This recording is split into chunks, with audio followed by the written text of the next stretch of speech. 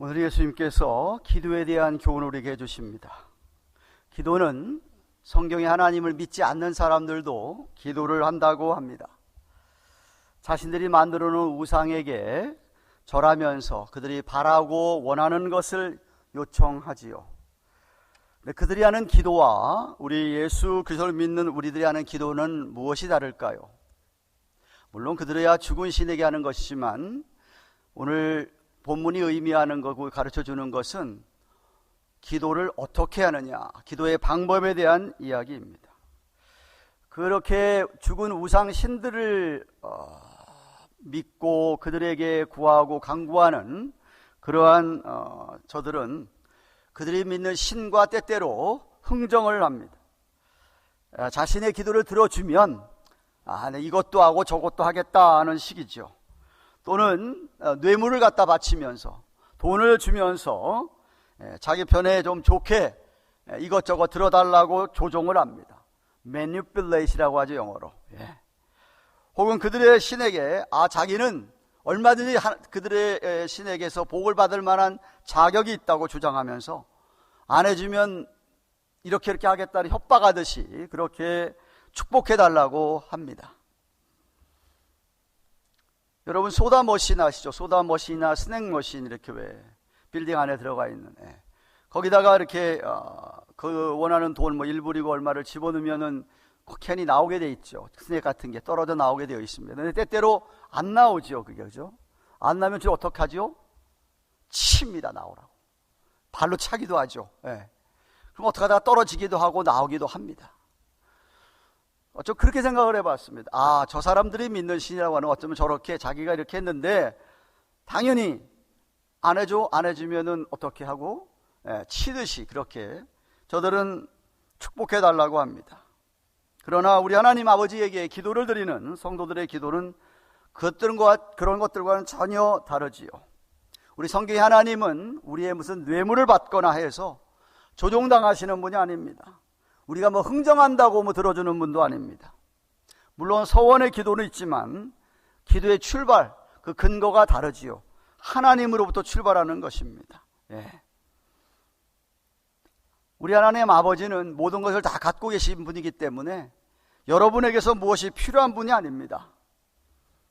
우리 하나님을 설득하기 위해서 여러분이 뇌물을 써가면서 들어가면서 할 그럴 필요가 전혀 없습니다.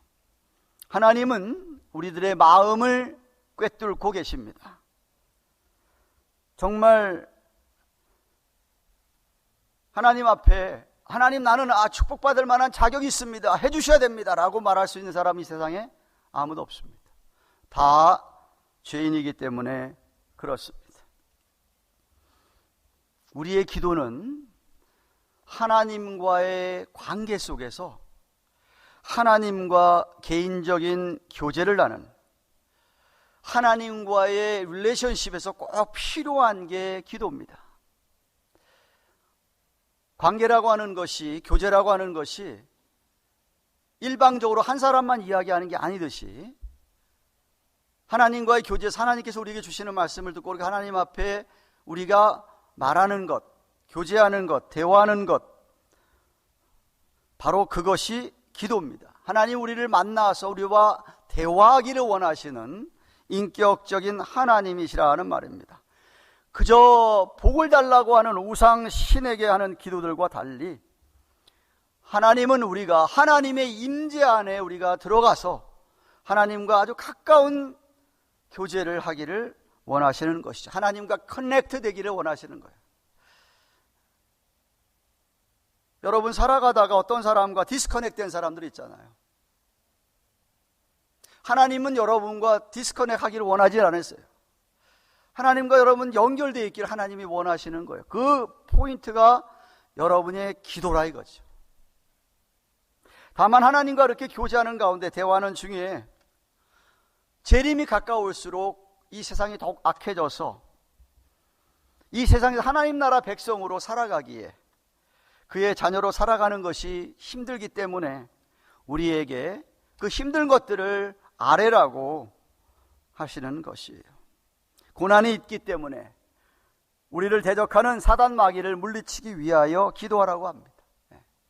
여러분은 어떻게 기도하고 있습니까? 기도는 정말 하고 있는지요?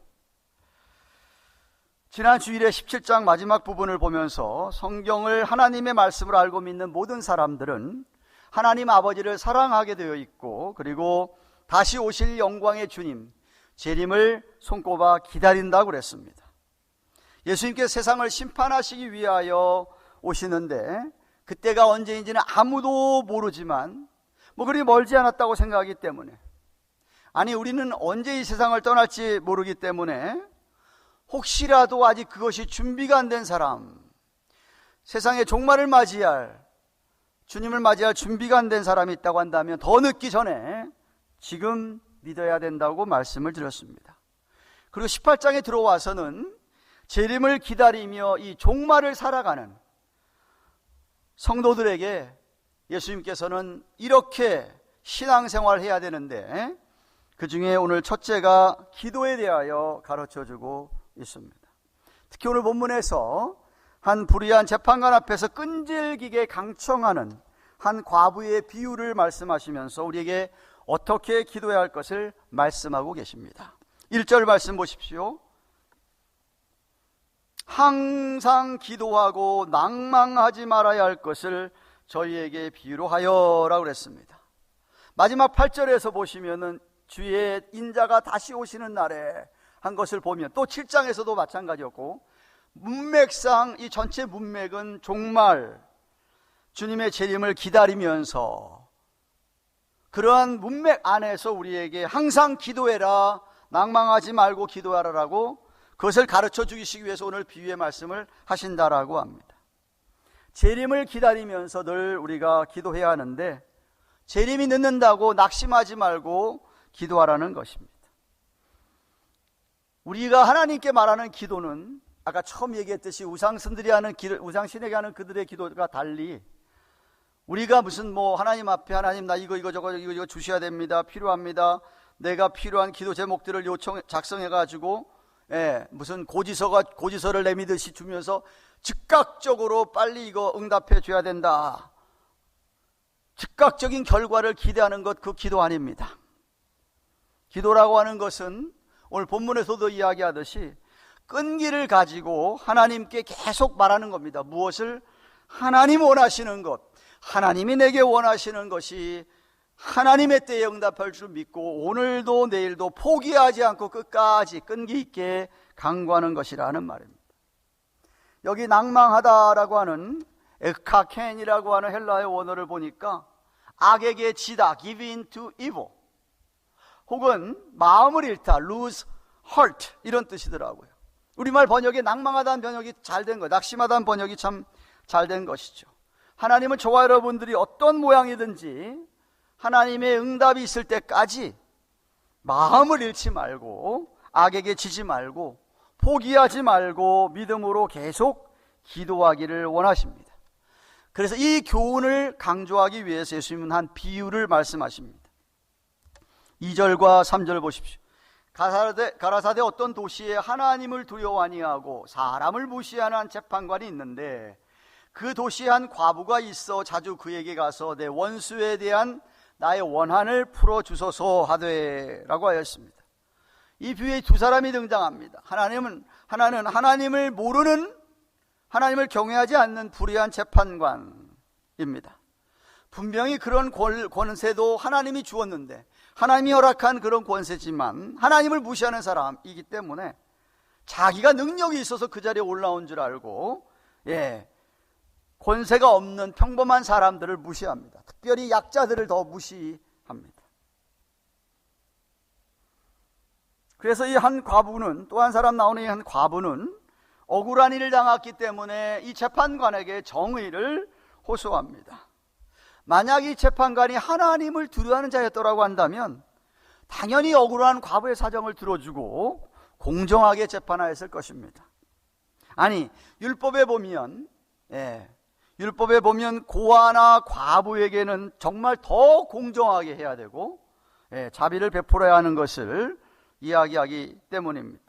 출애굽기 22장 22절 23절에 보시면, 너는 과부나 고아를 해롭게 하지 말라. 내가 만일 그들을 해롭게 함으로 그들이 내게 부르짖으면 내가 반드시 그 부르짖음을 들을지라 라고 하였던 것처럼 말입니다. 그러나 이 불의한 재판관이 자신의 억울함을, 원한을 풀어주지 않자 과부가 자주 찾아갑니다. 밤낮으로 찾아가서 자신의 억울함을 풀어달라고 합니다. 우리 하나님의 백성들이 세상을 살아가면서 세상에서 불의한 일, 억울한 일을 당할 때가 있지요. 재림이 가까울수록 이 세상이 더 악해지기 때문에 더 많이 불의한 일과 억울한 일을 당할 때가 있을 것을 비유적으로 말씀했다고 생각을 합니다. 그럴 때 어떻게 해야 하느냐? 우리 예수 믿는 사람들 어떻게 해야 되느냐? 이 과부처럼 밤낮 하나님께 나아가 기도해야 한다는 것이죠. 뜻밖의, 그런데 결국 하나님을 두려워하지 않는 이 불의한 재판관이 과부의 억울함을 해결해 주게 됩니다. 4절 5절 말씀 보십시오. 그가 얼마 동안은 듣지 아니하다가 후에 속으로 생각하되 내가 하나님은 두려워하지 않고 사람을 무시하는데 이 과부가 나를 번거롭게 하니 내가 그 원한을 풀어주리라. 그렇지 않으면 늘 와가지고 나를 괴롭게 하리라 하였느니라고 하였습니다. 한동안 안 들어주다가 속으로 생각을 해보니까 이게 안 들어주면 계속 와가지고 자기를 귀찮게, 여기 번거롭게 한다면 귀찮게, annoying 영어로 얘기합니다. 그렇기 때문에 이거 안 되겠다. 그래서 원한을 풀어줬다는 이야기입니다. 5절에 괴롭게 한다라고 하는 후포피아조라고 하는 말은 사람의 얼굴을 쳐가지고 얼굴 눈투이가 시커멓게 되는 그것을 말하는 단어입니다. 그런 뜻을 말하는 단어입니다. 이 친다는 단어를 바울이 고린도전서 9장 22절에 내가 내 몸을 쳐서 할 때 사용했습니다. 내가 내 몸을 쳐서 말씀에 복종하게 하면 내가 남에게 전파한 후에 자기가 도리 버림을 받을까 두려워합니다 라고 할 때에 자기가 자기 몸을 친다고 할 때 바로 이 단어를 썼습니다. 후포피아조라는 단어를 썼어요. 그러니까 자기를 디스플린하는 거죠. 내가 나를 훈련시켜서 나를 쳐서 어떻게든지 주께 복종하게 한다 할 때 쓴 단어를 이 사람 여기 비유의 말씀에서 썼던 것이에요.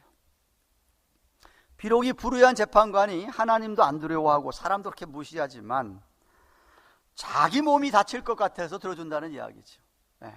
그만큼 자기 자신을 사랑하는 재판관이었던 것 같습니다. 결국 그래서 과부의 원한을 풀어주게 되는 것이죠. 이렇게 불의한 사람이라도 자기를 생각해서 마음을 바꾸어 가지고 이렇게 하는 것을 과부가 사용했다는 것인데, 물론 우리가 하나님 아버지에게 적용할 때는 그 경우가 달라지죠. 왜냐하면 우리 하나님은 무슨 이렇게 이기적인 하나님이 아니시고 자기 유익 때문에 행동하는 분은 결코 아니기 때문입니다.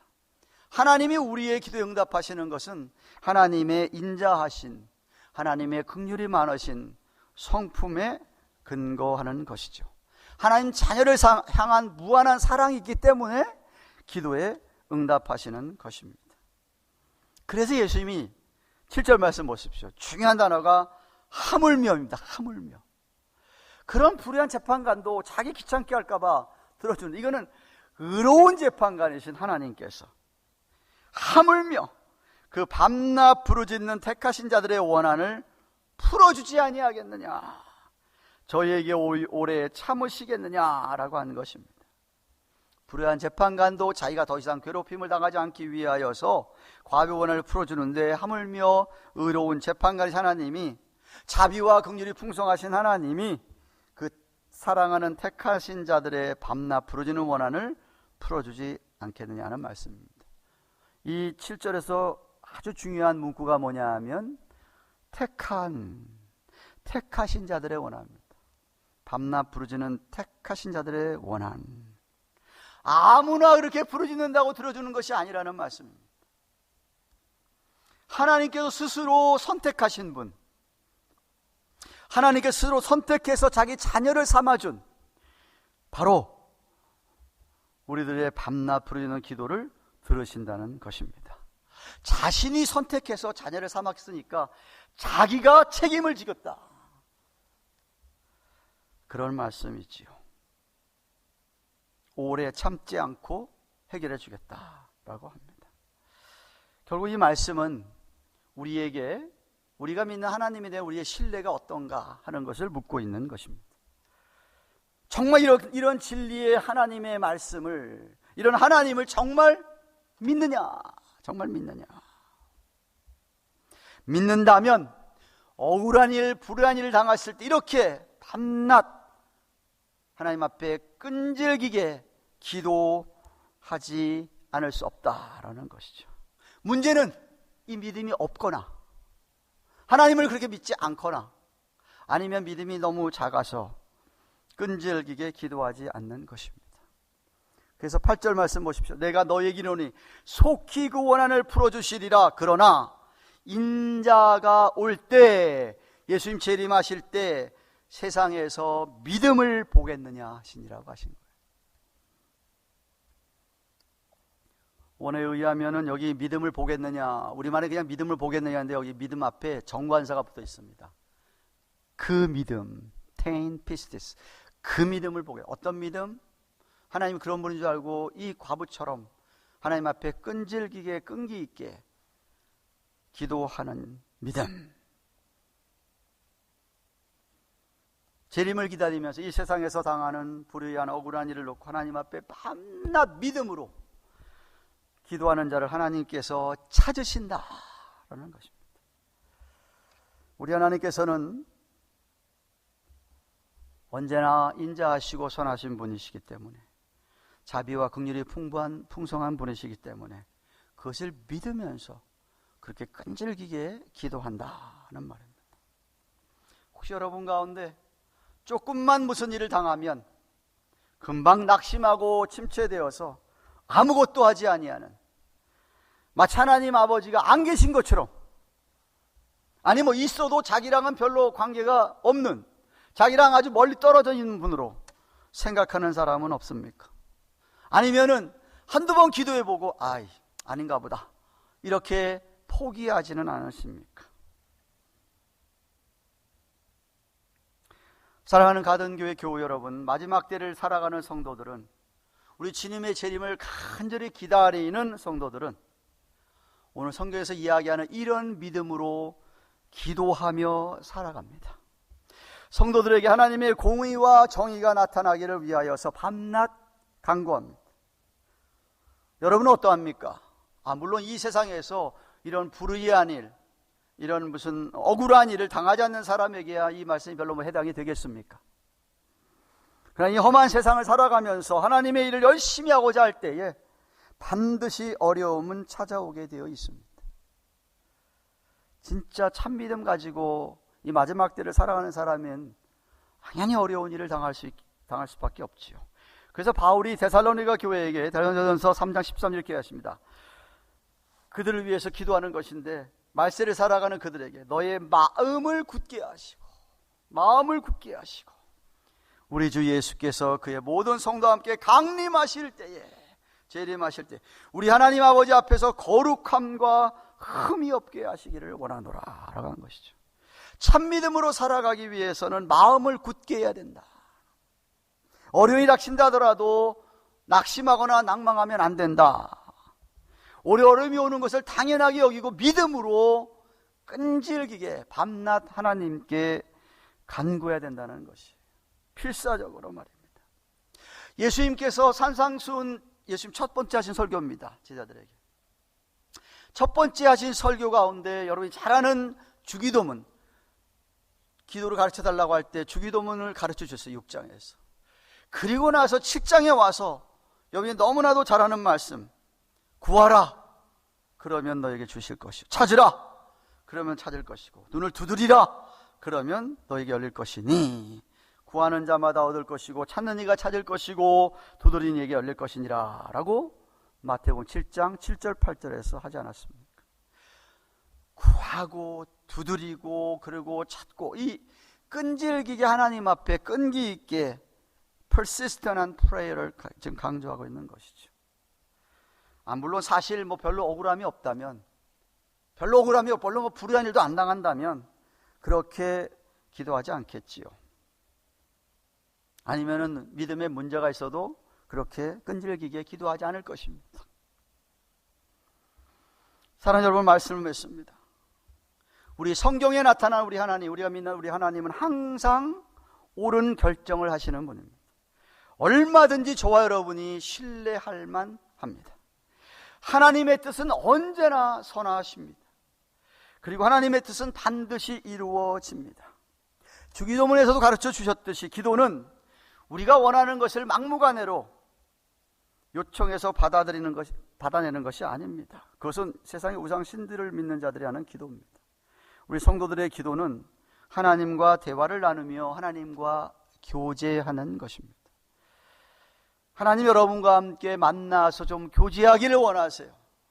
하나님도 말씀을 통해서 우리에게 말씀해 주시고 우리도 하나님께 말하기를, 대화하기를 주님이 원하십니다. 20세기의 유명한 영국 스코틀랜드의 신학자였고 목사였던 존 베일리라는 분이 날마다 드리는 기도라는 책을 냈어요. 자기가 날마다 드리는 기도를 적어보면서 책을 냈는데 이분이 하는 기도가 이렇습니다. 여러분이 하는 기도와 많이 차이가 있는 것을 아마 여러분이 깨달으실 거예요.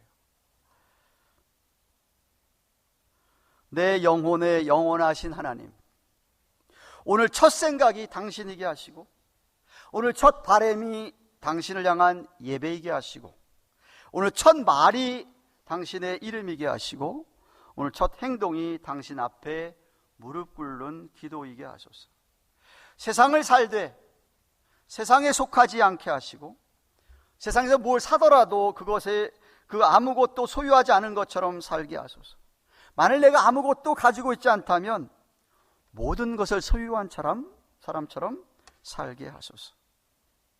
내게 아직 드러내지 않은 당신의 아름다운 비전을 주셔서 세상의 작은 아름다움에 만족을 누리지 않게 하여 주옵소서.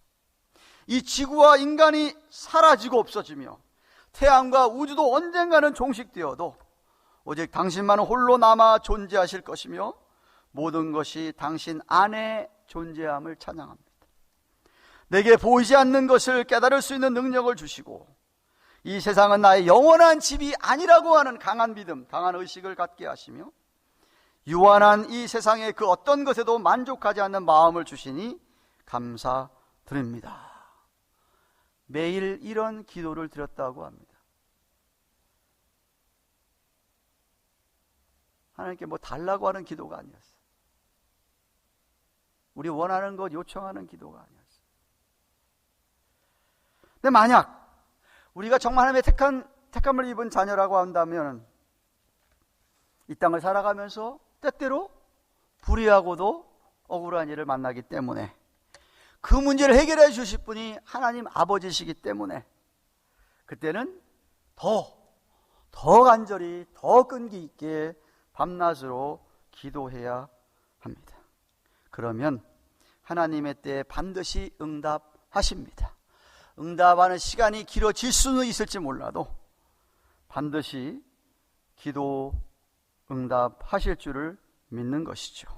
만약 자꾸 늦어지면 하나님께서 무언가 지금 일을 하고 계시기 때문에 늦어지는 거라 이 말입니다. 지난주에도 말씀을 드렸습니다.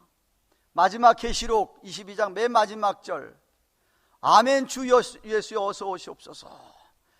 마라나타라고 하는 이 기도는 정말 초대교회의 사도들의 기도였고 그 이후에도 계속 제자들의 기도가 주 예수여 어서 오시옵소서라는 기도였습니다. 그런데 아직까지도 예수님이 오지 않으셨어요. 이유는 이 세상에 아직도 주님 앞으로 돌아와야 될 택자들이 있기 때문에 아직 안 오시는 거예요. 우리의 기도가 멈추는 때는 언제냐? 주님이 재림하시면 기도가 멈추게 됩니다. 기도를 멈추게 됩니다. 그때는 아마 찬양만 하게 될 것입니다. 오늘 본문에 주님 다시 오실 때에 세상에서 이 믿음을 보겠느냐, 이 믿음을 찾겠다 라고 하셨습니다. 저와 여러분 어찌하든지 주님의 재림을 기다리면서 무슨 세상 일로든지 인하여서 낙심하지 마시고 항상 기도하시기를 축원합니다. 특별히 억울한 일을 당하시면 흔들리지 마시고 믿음으로 끈질기게 기도하여 해결을 받기를, 응답 받으시기를 주님의 이름으로 축원합니다.